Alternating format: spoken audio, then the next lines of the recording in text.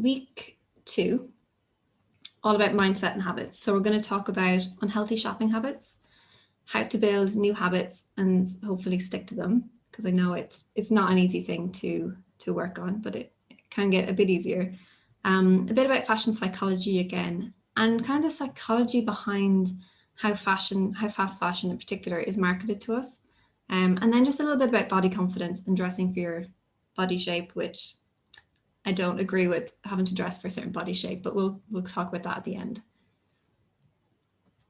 So I'm just going to run through a couple of different unhealthy shopping habits that we may have. We may have some, we may have all, we may have none. And if that's the case, then great. But I think we probably all experience at some stage in our life, whether we've gone through something in our personal life and then kind of unhealthy shopping habits have just kind of grown out of that. A lot of the time it does kind of reflect on how we are in our mental state and our mental health at the time. And sometimes it can just have nothing to do with clothes or your wardrobe, and it's just an outlet, I guess. So things like impulse shopping, emotional shopping, kind of like emotional eating, but with shopping, which I definitely would fall into that category sometimes. Spending more than you can afford, buying to fill a void, feeling pressured into trends, buying on credit, similar to spending more than you can afford, hiding purchases from family or partner. I've definitely done that in the past. Guilt around shopping and spending, and buying incorrect sizes to fit into later. So it's kind of like you're dressing or you're shopping for not for the body that you have, but a body that you wish you had, which I guess is a whole other topic in itself. But it's not the healthiest thing to do. I guess it's more like if you are trying to fit into a certain size, whether that be a bigger size or a smaller size, just wait until you are that size to purchase the item, because I think having stuff like that hanging in your wardrobe, it's just a reminder that you're not there yet. Sometimes it can be motivational. It could just depend on the person and how that will make you feel. And then retail therapy, which is such a common thing. Like we all joke about it and we all say we're going for a bit of retail therapy. We're going shopping because like, oh, I got a promotion. I'm going to go shopping and buy some new clothes because you've got a raise, hopefully. It's your birthday. I'm going to go shopping, buy some new clothes. It's my friend's birthday. We're going to go shopping, things like that. Or, a breakup. I'm going to go shopping and get a whole new wardrobe. It's nice to be able to treat yourself, of course. I'm not saying never go shopping, but I think when we're actively using it as therapy, there's probably better ways of working through whatever we're going through. So it's all well and good to be like, oh, I'm going to stop shopping. But it's not the shopping that's the problem. It's more the urge to shop and where that urge is coming from. So like I said, some of the kind of bad shopping, or not bad, I don't want to say bad shopping habits, unhealthy shopping habits, they stem from, they kind of create that urge to shop. So it's more emotions or triggers that are creating the urge, and then we shop. And it's okay to feel the urge. You can still stop shopping even if you have that urge, you just don't act on it. But the ideal would be to remove the urge to shop so that we're not feeling like we're restricting ourselves. So don't go shopping as a social hobby, like as something to do with your friends on the weekend. Obviously we can't right now anyway with lockdown. So I feel like we're probably learning a lot more ways that we can hang out with the people in our lives without shopping. So whether it's, going to the park or hanging out in each other's houses when we're allowed to, things like that, a video call with friends that you haven't seen in ages, or I don't know, I feel like we've kind of figured out new ways of doing things, which is great because that just kind of takes shopping out of the loop a little bit. So my top tip would be to unsubscribe from marketing emails as well. We get so many emails when you sign up for something because you want like a 10% discount, or you want to receive something that they're sending you for free, and then we just get inundated with all of these emails all the time. And I know personally I hate to have a jam-packed inbox. I like to have like inbox 0 or at least close enough to it. So I hate getting all those emails. You can use something called Unroll Me or something like that, where you can just kind of go through emails and sift through everything that you just want to unsubscribe from. Unfollow brands on social media, because again, things are popping up that you're like, oh, now I want to buy that because you didn't know you wanted it till you saw it. Delete shopping apps, just makes it way too easy to shop. Now, I'm going through this list. I'm not telling you guys that you have to do all of these things, because shopping may not be such a bad issue for you in your life, which is absolutely fine. But for those of you who could benefit from some of these things, remove your credit cards from Google and Apple Pay, because again, that one-click shopping, it's just way too easy. Don't bring your wallet to places you don't need it. If you're going out for a walk at lunchtime, don't bring your purse if you know you might walk by some shops. Definitely guilty of this. Don't help other people to shop. So if you are trying to not shop so much, if you're on a shopping ban or something like that, don't go shopping with other people either, because the urge will pop up.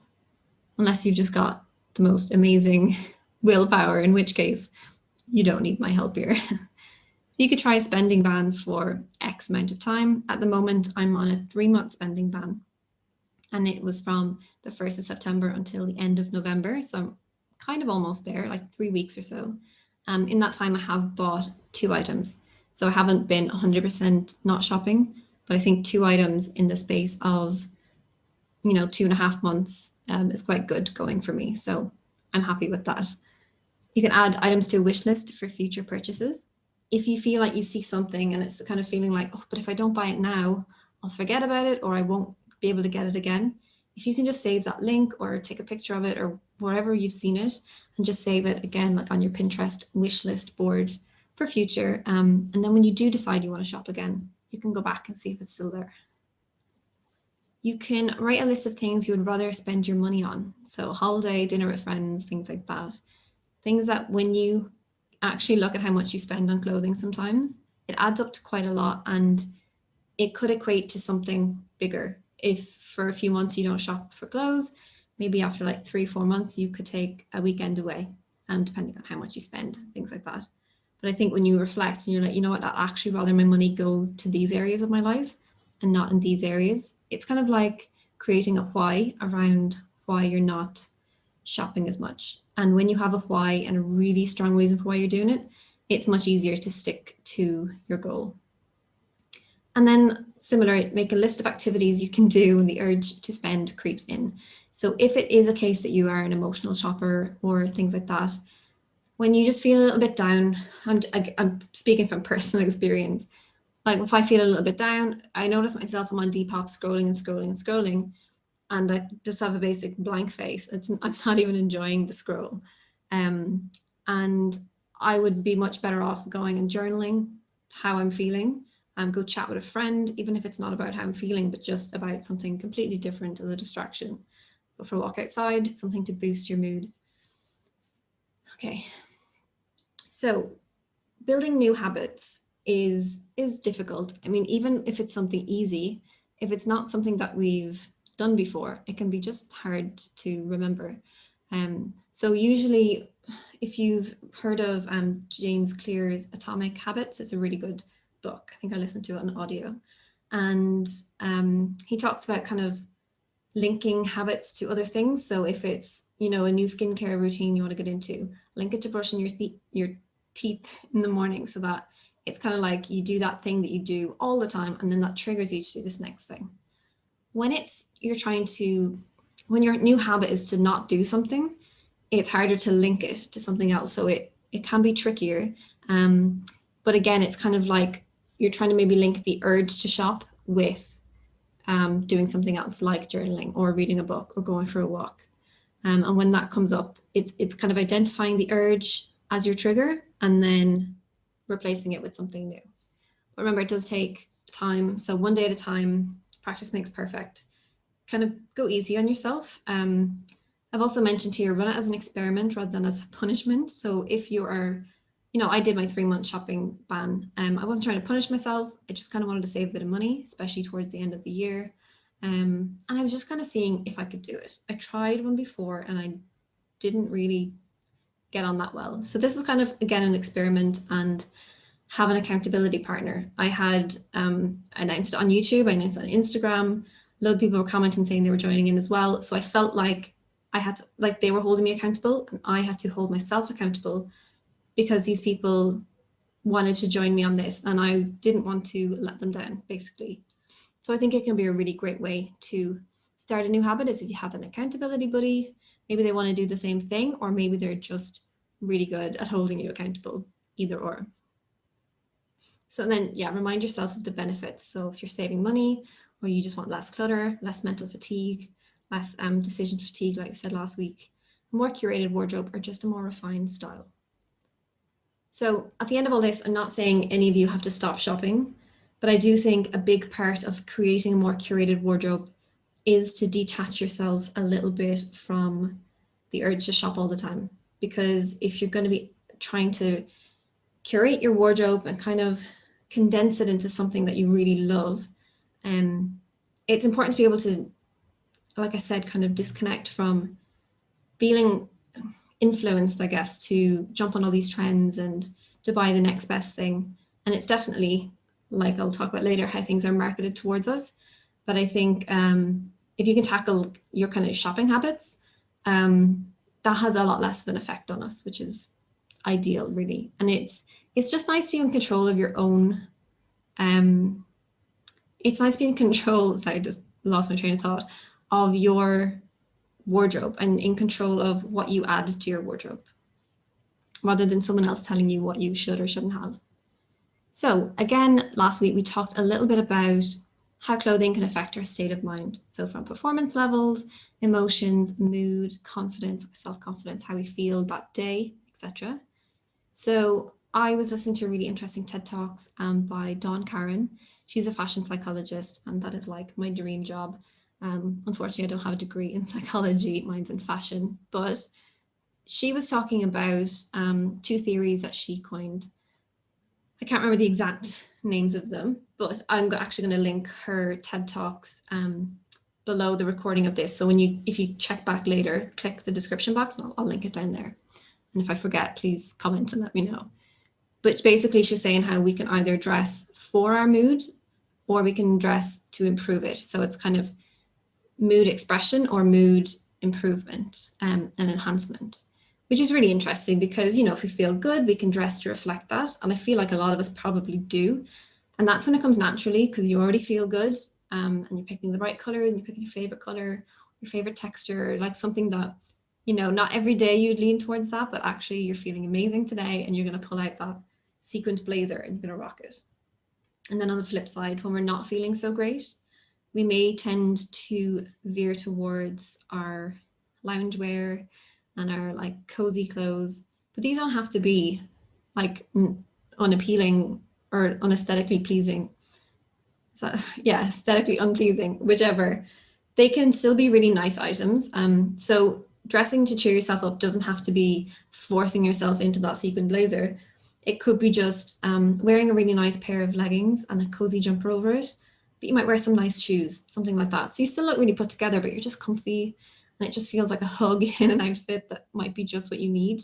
You don't need to force yourself into something that might actually make you stand out too much, that you're not really feeling it. And I think it's a really interesting theory how she kind of talks about dressing from the inside out. So here are just some examples that I pulled of all amazing outfits, but your perfect outfit will be different to everybody else's. So you might feel amazing and you want to rock an LBD, or maybe you want a suit. Maybe you want to wear your favorite jeans, or maybe you do just want that kind of dressed up, put together loungy vibe, which I love personally. Like there's no perfect outfit, basically. It's your own outfit combination that you need to figure out that what makes you feel good, and then just work from there. So again, dressing from the inside out. So that considers your mood and feelings and your personal style as well. Because I feel like personal style, obviously it comes internally. It's our own like personality and it's our kind of what goes on inside our head and what we want to project to the world. Versus what a traditional stylist might do, dressing from the outside in, considering trends and colors and what's in. That's not my cup of tea at all. I just want to dress from the inside out, make people feel good in their outfits, It doesn't matter if it's not trending. It doesn't matter if it's not colorful or if it's not this season's color or anything like that. As long as the person feels good in the outfit, they're going to look good too. You're going to just carry yourself better. So, talk a little bit about how fast fashion is marketed to us. So I'm just going to keep an eye on time as well, because I'm going to have a little bit of a Q&A at the end. I think last week I didn't really put in a specific time for it, but I'm going to do that this week. So how fast fashion is marketed to us. So fast fashion stores, they want us to buy cheap, I guess, wear it a few times, discard it, buy something new, and repeat. And so that we just keep going back to them, keep buying from them. Even though the funny thing is, if we buy stuff from a fast fashion brand and it falls apart after a couple of wears, we don't think, oh, this is really bad quality, I'm going to go buy something better quality next time. A lot of people think, oh, well, I only spent a tenner on anyway, I'll just buy another one. Which is such an odd way of thinking, that if something falls apart, we go and replace it with the exact same item. For so many other things in our lives, say it was, I don't know, a sofa. If we bought a sofa and it fell apart, would we go back and buy the exact same one? Probably not. We might think, oh, that obviously wasn't very good quality, I'm going to get a better one next time. Or a car, if it keeps breaking down, you don't go back and buy the exact same car, you buy something better. And maybe you want to invest money into these things. Again, never has to be a ton of money. It could just literally be, instead of paying £10 for a pair of leggings, you might pay 25 or 30 just for a slightly better quality. But it's just a really odd way of shopping that I don't know. I mean, I guess it came from like the 50s and 60s, and the kind of whole revolution of fast fashion came in. And yeah, I don't know why we trust retailers when all of their things fall apart, and then we just keep continuing going back to them instead of, investing in retailers that our clothes don't fall apart from. So my goal is always buy quality, wear it 30 plus times, at least 30 times. If not, I mean, there's things I have that I've probably worn 100 times. And there's things I have that I haven't worn 30 yet, but I know that they'll stay in my wardrobe and I'll get that wear out of them. Then we want to repair it when it gets worn out, fix the zip, get a little kind of debobbler comb and comb your knitwear and cashmere and keep it all nice and new looking, and wear it for years to come. When we put the care into our clothes, it's going to last us. And fast fashion is just not about that. So they want to pull us in as much as possible. Sale signs, they're bright red. We can't miss them. You could be walking in the street, and from, a couple of doors down, you can see a massive sale sign, and it just draws you in. It's like a trigger, basically. We see red, we think, oh, that's cool, there's a sale. I mean, I feel like if a shop put up sale signs in like green or something, they just wouldn't get as many people in, because it's not something we associate with sale anymore. We associate it with red. So they want it to draw us in. It's like somehow they've managed to sell such cheap fast fashion in such an appealing way, and I still don't fully understand that. 50% off, here's your code, it's your lucky day, as in we're treating you to 50% off. How about, oh, actually, we've decided to give you 50% off stuff that you hadn't even planned to buy, so now we're making money off you and you think we're doing you a favor. That's how they should word their emails, because it's not, I just have a problem with the way things are marketed. And I feel like a lot of, smaller brands, sustainable brands, they just can't offer the same things, and then they can't sell in the same way, and it just doesn't work as well. And like when you walk into a store, the way it's laid out is like they have a team in there planning out exactly where to lay things out. In any store, food shops and everything, food shops, they put all the necessities down the back. Like, you always have to walk to the back for your bread, or, your meat or your fish, the things you've actually come in for. And then they put all the treats and the flowers and everything at the front of the shop, so you have to walk past all of that. And same in clothing stores, actually. They put like all the kind of underwear and socks and things down the right at the back. And if you've just gone in for like a pair of socks or a pair of tights, you have to walk past all of this clothing. And everything you walk by has been placed there to kind of reel you in. I sound like I'm describing some sort of like evil genius, but I feel like that's the kind of level they've gotten to at this stage. So here it's like, oh my God, get it now, love it. It's like they're like pushing you into something. And this is why sometimes it's not as easy to see all the kind of hidden messages in marketing. But that's why it's so important to kind of just take control of your own shopping habits, so that when you see things like that, you're not pushed into it because you're like, oh, well, I hadn't planned to shop today, so I'm not gonna. Or, oh, that's not on my wish list. So, I mean, I could put it on my wish list and maybe in a month I might like it. But then in the month's time, when you go to look at it yourself on your wish list, you're not getting bombarded with that same message, the get it now message. It's just there on a screen or whatever it is, and you get to judge yourself whether you want it or not. So that's just a little bit about that. So why we shop. And I say we, I don't obviously mean all 6 of us, or just kind of talking collectively. Like I said, it may or may not resonate with you. A lot of the time it's to fulfill a need. We need socks, we need tights, we need a winter coat, we need a pair of waterproof boots. Things like that. We go into the stores and then we go and buy them, we need them, we wear them because we needed them for pleasure. So that could be for something to do, or it could be just to put something new in your wardrobe. It's just for fun. You just wanted to try out a new trend or whatever it was. So it's not something you need, but it's just something you want. Or maybe it's an emotional crutch. Maybe you are trying to get that hit of dopamine or serotonin because you're just not feeling great. And you know that buying something just gives you that rush that you're looking for. It's not about what you're buying. It's not about the product itself. It's about the experience. And that's what fashion marketers are selling to us. So they're selling a promise of feelings of pleasure and increased mood and avoiding future negative feelings. So many ads, the way they kind of portray a lot of women in advertising is this woman who just has it all. Either she has this perfume, so now she has it all. She has this man who's lusting after her. She has this most amazing dress and the best hair. And if you get this perfume, you'll also have that. It's kind of like they're just trying to sell us an experience, but it's not just about the product. But a lot of the time for us, if you're fulfilling a need, it's about the product. But if it's for pleasure or an emotional crutch, it's definitely about the experience. So that's why knowing where you're shopping from is so important.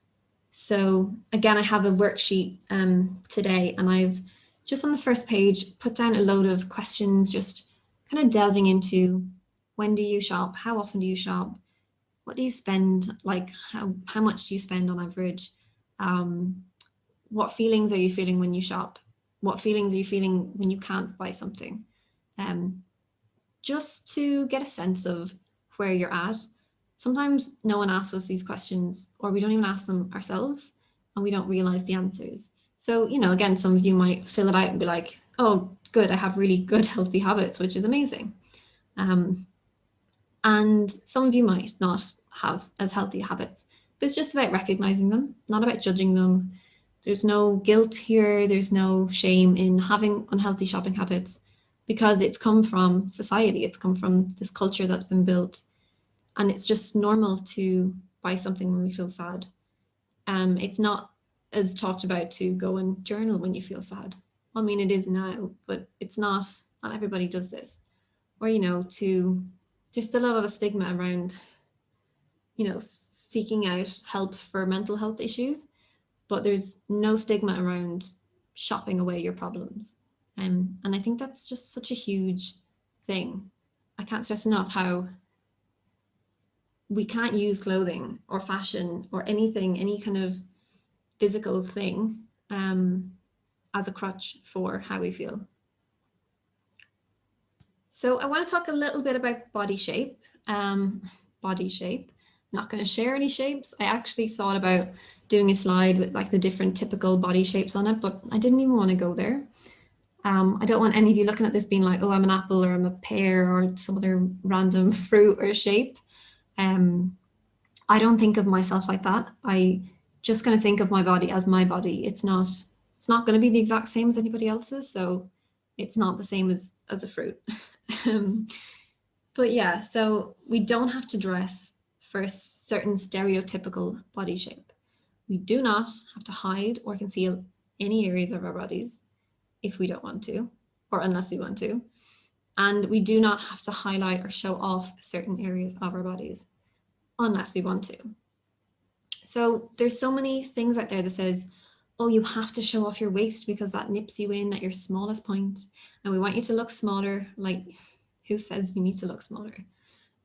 Or, you're too skinny, you need to wear something that emphasizes, you need to add ruffles, you need to have a ruffly blouse to look like you have a bigger bust. Like, who says? Maybe I want to look like I have a small bust. Maybe like I don't want to, maybe you want to show off what you have rather than disguise what you don't have. So again, it's all personal preference. Some parts of our bodies we'll be confident with, some parts we won't be so confident with. And just because someone else might think it's a part that we should be showing off doesn't mean we're comfortable with that. So we need to dress in a way that makes us feel comfortable, like both in our bodies and in our clothing. So it's all well and good. Like, you could have whatever the perfect figure is. And, people are telling you, oh, you need to wear like really tight clothing. But that's not actually physically comfortable. So you might be comfortable in your body to do that, but might not be physically comfortable in clothing to do that. So, I mean, that all comes with having clothing that fits you correctly. But yeah, we just need to kind of avoid these stereotypical body types and people telling us how we should dress, what we should buy, when we should buy it. I'm not down for that. So here is just some suggestions that you may or may not want to take on board. And if you don't, that's fine. But what I would avoid is clothes that are too tight. So if it fits you and it's figure hugging, that's one thing. But if it's too tight and almost like restricting like your breathing or your movement, then that's not cool. And I know people I know will dress in sizes that are smaller than their own dress size, because maybe they just want to prove that they can fit into a certain size. But every size is different in different stores. So although you're proving that you fit into a size, it's still not that size, if that makes sense. So, size 12 could be like in River Island, a size 12 it's a size 12. You go somewhere else and that could only be a size 10, or it could be like size 6, or sizes it all depends on the piece as well. So I just feel like, don't look at the labels and just kind of try on what fits you. Pick like a couple of sizes, unless you know your size in a store, but pick a couple of sizes, pick your size that you think you are, and maybe one bigger and one smaller. Bring them into a change room. Don't even look at the sizes and just try them on and see which fit you. Because clothing that's too tight, it won't make you look smaller, it will make you look bigger. Wearing something that actually fits will make you look your size.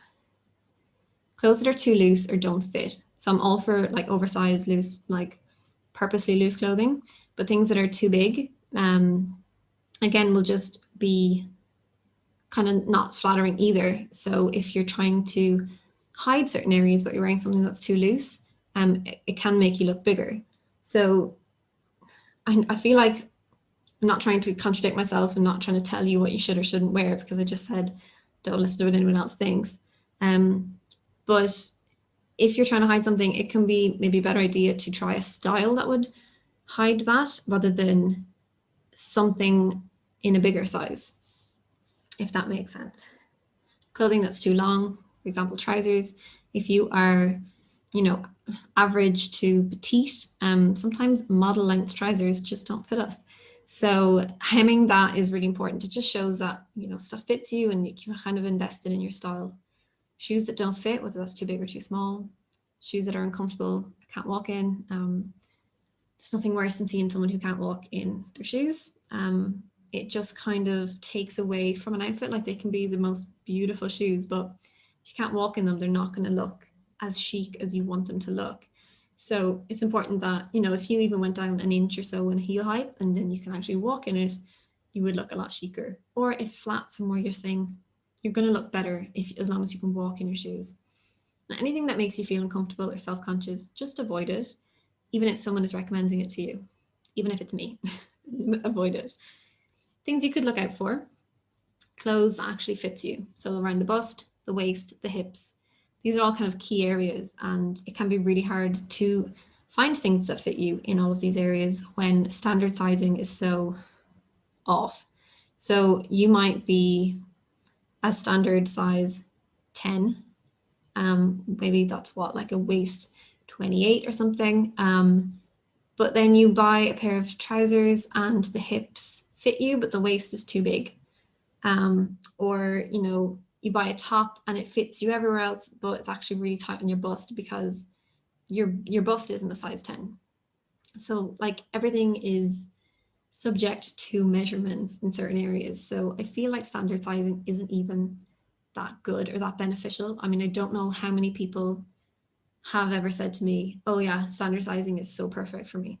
It's more the opposite that I hear, like, oh, I can find something to fit my hips but not my waist, and I can fit it on my waist but not my bust, things like that.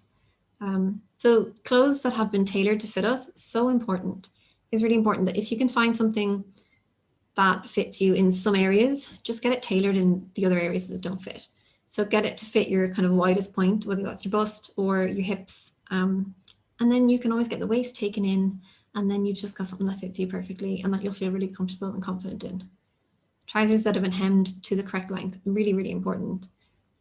Shoes that fit snugly, but comfortable. So you don't want them slipping off, but you want them to still be a comfortable tightness. And then a heel height that we feel comfortable in and can walk in, because it's so important.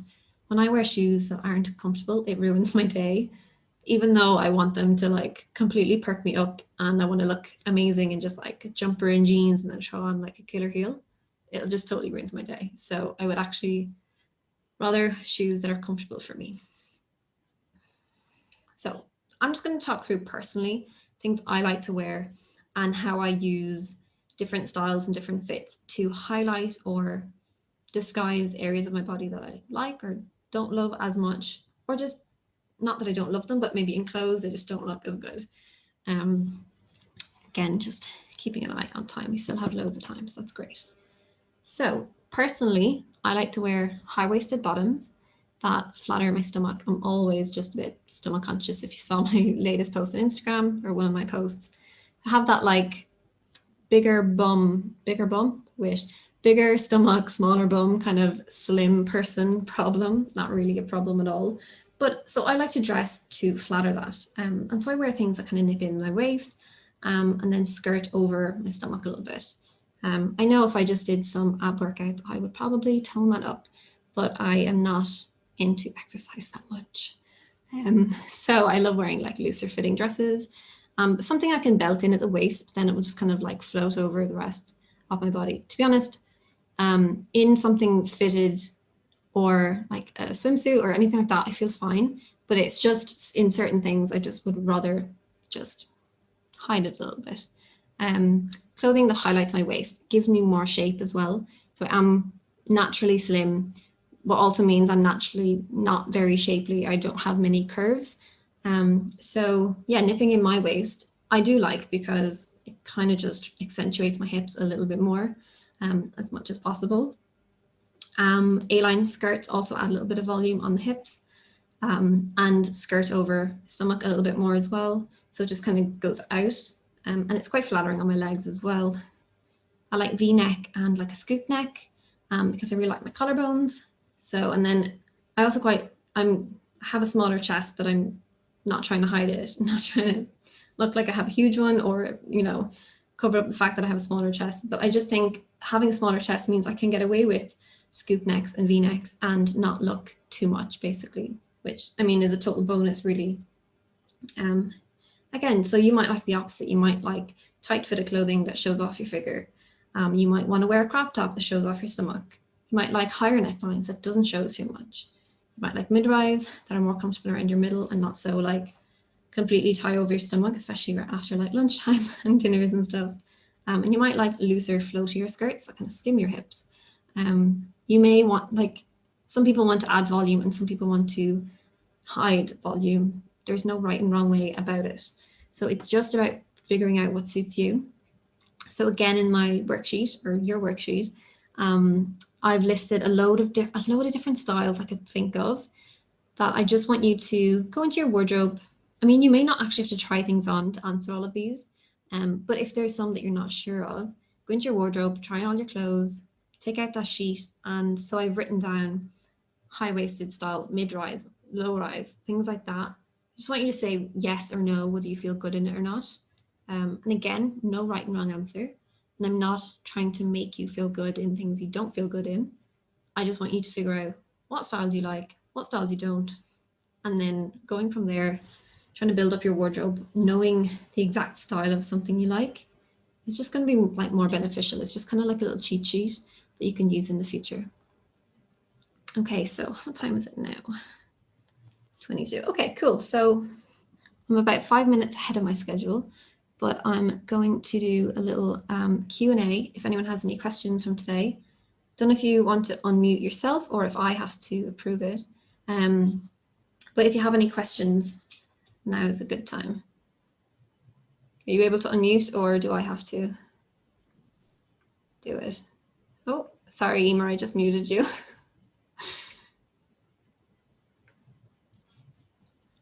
Okay, there you go. Perfect. Cool. Don't know if anybody else needs to. I can't remember if I set up the setting to mute everybody or unmute everybody. So if there's anybody that wants to ask a question, feel free. It can be about last week as well. Or if you have a question and you don't want to talk, you just want to type it, that's cool too. But just for the next 5-10 minutes, if anyone has any thoughts. Nope. Well, let me, so since I'm unmuted, I may as well ask you something. Okay. I guess if you could talk through how you've done shopping bans and sort of, you know, you said once you did it and it didn't really work out that well, and I've been there. And more recently, it sounds like you've kind of, you know, really been pleased with how you've done. So I guess just talking through sort of how you go about doing that and sort of, you know, tips, I guess, to help with that type of thing, because I'm kind of interested in potentially doing another one of those. Yeah, sounds good. Yeah, so at the moment I'm doing 3 months and it's part of my project 333 that I have 33 items in my wardrobe, which I feel like is nearly the bigger challenge than not shopping. I think as well, being in lockdown has made this one a bit easier maybe. At the start of the year when we first went into lockdown in like March, I was just on Depop and it was coming up to my birthday and I was just like spend, spend, spend. Postman needs to entertain me because no one else is. And yeah, so I bought a lot of stuff and I did kind of a mid-year review of everything I purchased and whether it was a good idea or a bad idea. And I noticed that a lot of the things were just like, yeah, I liked it, but it wasn't contributing to my future wardrobe in any way. So that's why I decided, right, for autumn, I'm just going to not shop, not buy anything. I felt as though I had enough stuff to get me through that season in my wardrobe already. And I just had to remind myself that there was nothing I actually needed. But if there was something that I needed, I would allow myself to buy it. Like if my raincoat fell apart and I needed to get a new one. So it was kind of like not completely restricting myself. I just didn't go shopping really in the last 2 months. The first time I actually bought something was when I went shopping with a friend. She really wanted to go charity shopping. We were just out and about for the day, and then I went into a shop and I found something I wanted. Surprise, surprise.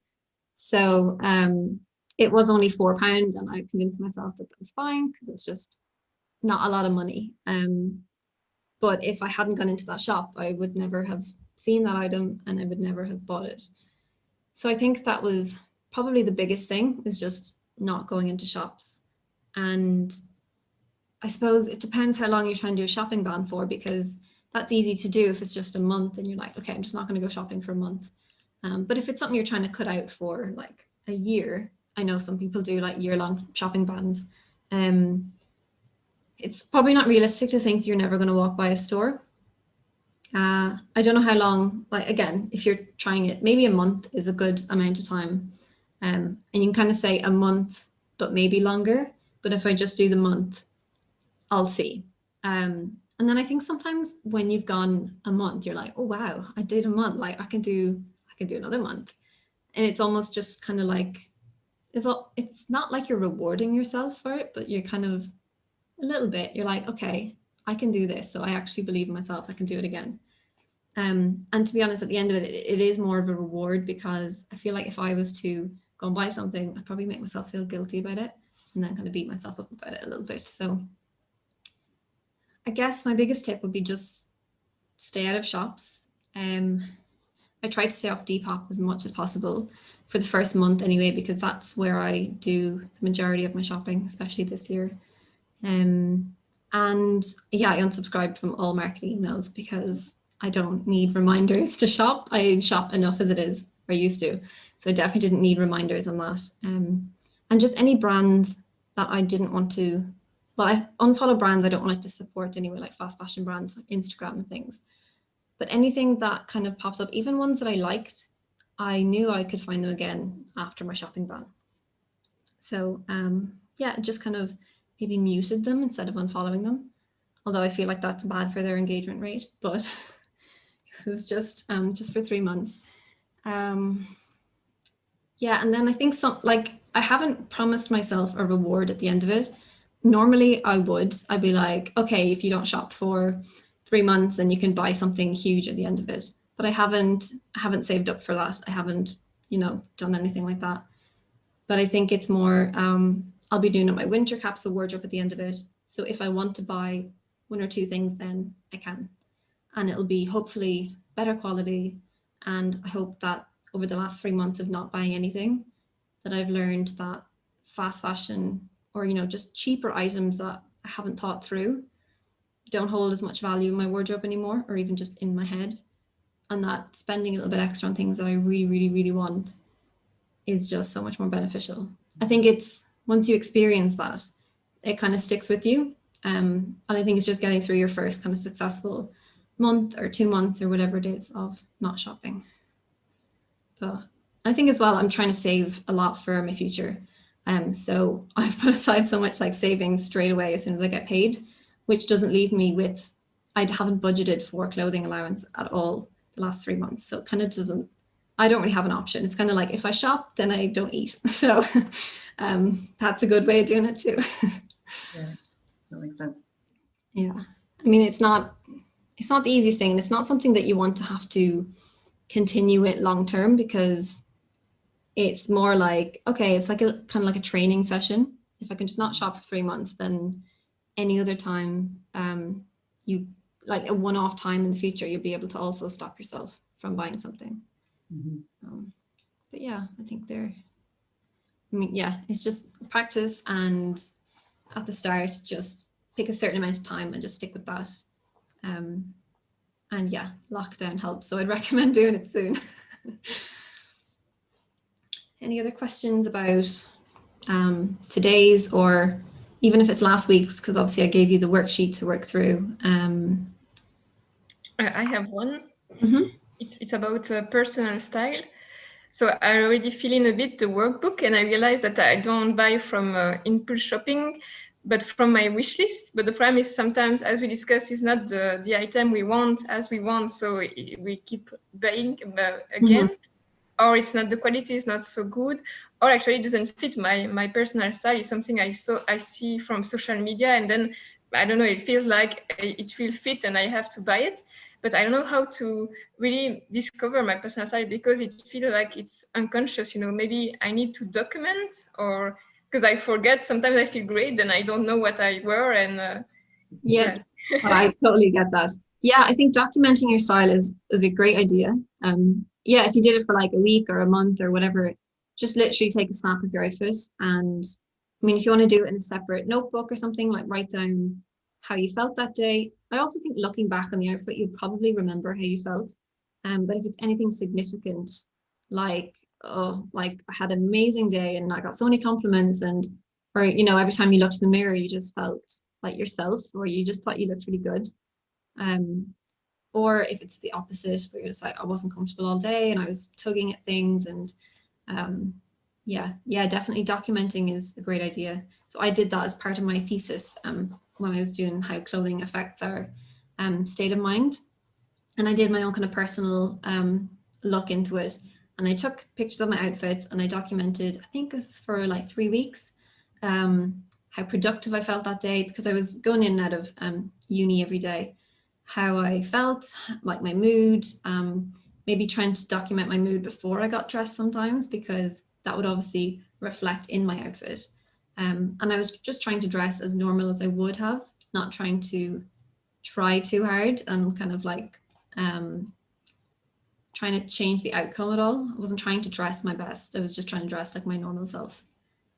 But yeah, and then I think documenting as well, you will recognize the things that you wear the most of, whether that's, you know, a combination that you wear, like jeans and a jumper and a pair of boots. That's mine. Or if it's a certain item that you just wear with basically everything in your wardrobe, whether that's like maybe just a blazer that goes with everything. And then figuring out those key pieces, I think sometimes shows you what your personal style is. Even if the item isn't your style, sometimes it's how you style it with something else that's what your style is. Whether like a blazer is a very classic item if it's, say, a black blazer, but if you style it with kind of like a floaty floral dress and some boots, it's a lot more kind of, it's like a little bit of boho and a little bit of feminine, but also with that classic touch. And the kind of the mix of those elements is your style, because I don't think any of us is like classic or classic boho, or like, we tend to mix and match styles together. So I would recommend documenting it. That'd be really cool. Anyone else got any? I'm just checking the time. Oh yeah, Karen. Just a question, if I may, and I'm sorry if you've already covered it because I haven't watched the first thing, or if you're planning to cover this later. What are your thoughts on an aspirational style? So like, I know that I certainly have a Pinterest board where I'm like, oh, that's definitely my style. And it's not my style. I don't wear that stuff at all. I like, well, for the last year, all I wear are tracksuit bottoms. But like, you know, yeah, like I have an idea in my head of what my style is, and it's absolutely not what I wear regularly. So, yeah, again, really good question. I definitely have that as well. Sometimes it's not about completely taking on that style, but you can take elements of it to start working slowly into your wardrobe. I think it's really difficult to just completely switch from, you know, our current wardrobes to our like desired wardrobes, because it's just, you know, it's overwhelming. And also making a switch that quickly, you can't know if it's going to be right for you. So it's something you do want to do slowly. Using that aspirational style, if you have certain people that you admire their style, or if it's just certain outfits that just keep popping up again and again, certain pieces, whether it's like a certain pair of boots or a certain color or a certain color combination. Sometimes you can try and replicate that with things you already own. Sometimes you can't, and it's a case of maybe you're just going to add in like one piece every month or every season and just see how you can incorporate that into the style that you have. I love to find inspiration on Pinterest, but I try my best to kind of shop my own wardrobe and use what I have to replicate these outfits. So sometimes it's not necessarily exactly what the person is wearing, but it's how they're wearing it. Whether it's just because it looks really effortless and that's the kind of style you're going for, or just because it looks really chic. You know, you could look at an outfit and it's maybe like this, like head to toe pink, for example. And maybe it's the mix of different textures that you like, or it's the, you know, use of bright colors. Maybe it's just that kind of all one tone that you like, or it could be all of these things. You could replicate that with like a completely different color and completely different pieces and textures, but you could have that, you know, really cohesive all one color look, because it does look really chic and it looks really intentional, but also a little bit effortless as well. Again, you can use different textures, different fabrics. And also just try and look at the tiny details, like have they belted it all together? Is that what's really nice about the outfit? Or, is it their shoe choice? Because sometimes our shoes can just make such a difference. Like, I think I dress so casually sometimes, but then when I'm dressed over the weekend, it's actually I'm just wearing a nicer shoe that kind of elevates my outfit. Whereas if I wore trainers with it, I'd be like, oh, I look like shit. But oh no, I put on a nice shoe and then my whole outfit's great and my hair looks better. It's just those tiny little elements, I think, to try and incorporate those slowly. Again, obviously it's kind of, you have to just identify them yourself of what those elements of the aspirational style is. Or do you think you kind of have already know what they are, but you just don't really know how to work them in? I feel like I don't know much, to be honest. I just everything you talked about today, I feel like I'm completely on the other spectrum where I honestly can't remember the last time I bought something or the last time I wanted to look at clothes. Mm-hmm. Yeah, so it's kind of... Okay, well, that's really interesting as well, because it's not really something that I kind of thought to cover is not shopping, but I suppose that comes from a place of maybe not being sure about what to buy. It's almost like you could shop so much because you feel stuck with your wardrobe, or you can kind of get like shopping paralysis where you just are also stuck with your wardrobe. It's kind of coming from the same place, but you just respond to it differently. Yeah, I think perhaps for you then, if you haven't bought anything in ages, like next week, pretty sure next week is we're going through like the step-by-step, declutter your wardrobe, figure out your personal style, figure out the key pieces, things like that. I think that'll be really beneficial next week for you. But if you wanted to try and do a little bit of that, maybe in kind of coming up to it. So just for you, especially if you don't have to work through all these like bad shopping habits or, buying too many things or anything like that, you could just try to, create a Pinterest board or something like that, and just have as many ideas for your style as possible. Like this aspirational style is amazing, but we never have to 100% get there because that's still somebody else's style. So it's more about where we want to get you. Like, you might kind of meet it and then go off on a tangent this way and be like, you know what, this is what I want. But having something to work towards is obviously going to help you get there though. So yeah, again, last week, I think we did some wardrobe affirmations in the workbook. So again, like I said, knowing where you want to end up is going to help you get there, because if you don't know where you're going nowhere. So yeah, figure out like how you want to feel in your clothes is sometimes even more important than knowing exactly what clothes you want to end up in. If that helps, I hope. We've got about 4 minutes left if anybody has any more questions. I kind of talked through the worksheet. Davina, did you? I do have a quick question. It's just about the undertone, the colours. Mm-hmm. So I watched your YouTube video clip, and I think I came out as warm, but I wear rose gold jewelry, which is more cool. So I then got confused as to which one I kind of fell into. So again, sometimes you can kind of fall warm to neutral or cool to neutral. Okay. So again, I mean, there's no rule to say if you fall under warm that you can't wear rose gold. Okay. It'll just be that certain tones. I mean, rose gold is still going to be a warmer tone than silver. Yeah. So I feel like maybe it is in that kind of neutral palette. And I feel like being neutral, it's great because you can wear more, but it's harder to figure out. You're like, am I neutral or can I just not figure out which tone I am? Yeah. Which I kind of felt a bit with my own as well. And I always would have assumed I was cool until I figured out that I'm actually have what kind of reddish undertones in my hair and, things like that, like brown eyes. And so that's why I fell more into neutral. So I think it could be just a case that if you want to try out wearing warm to neutral shades, Okay. neutral kind of, I think I said they have that kind of greeny undertone, whereas warm has a bit more yellow. So try that out. I mean, if you went through all the colors in your wardrobe and held them up to your face and tried to distinguish which ones look better on you. If you had anything silver, I mean, I don't know if you have anything metallic or silver. Sorry, that's my laptop making noise. Or anything gold. Sometimes if it's like a fabric or sequins, holding that up and comparing can be really good as well. Okay. And if it's kind of like if it draws the attention to your face, it's a good color for you. But if you're just completely drawn to the color, then it's obviously stealing the attention, which is not what we want. Okay. Cool. So we have another 2 minutes. So I think the last thing on the workbook, just trying to remember off the top of my head, but I have it here anyway. So we had going through the different styles that suit you. So like yes or no, literally just to get it out of your head and onto paper. And then going through the questions of when you shop, like how often, and kind of working through the different habits.